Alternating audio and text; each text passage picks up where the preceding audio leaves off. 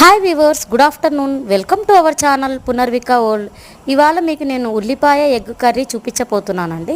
ఇది చాలా టేస్టీగా ఉంటుందండి. డిఫరెంట్ టైప్ ఆఫ్ కర్రీ అనమాట. చాలా బాగుంటుంది.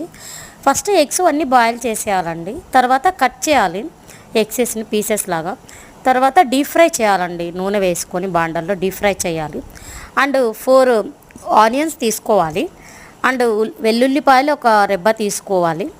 దాన్ని కోర్స్గా బ్లెండ్ చేయాలండి. అండ్ ఇంకొక బాండలు పెట్టుకొని దీన్ని బాగా ఫ్రై చేసేయాలన్నమాట. ఈ పేస్ట్ మొత్తాన్ని కూడా, అల్లం పేస్ట్ కూడా వేసుకోవాలి నేను వీడియోలో చూపిస్తున్న విధంగా.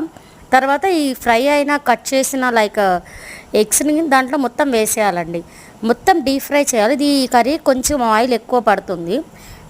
అండ్ మనకి ఏంటంటే లెమన్స్ 2 సైజ్ తీసుకోవాలండి. 2 పీసెస్ తీసుకోవాలి. బాగా పీల్ చేసి దాంట్లో వేసేయాలన్నమాట. ఇది బాగా డీప్గా ఫ్రై అవ్వాలండి. అప్పుడే టేస్ట్ బాగుంటుంది. కర్రీ నచ్చితే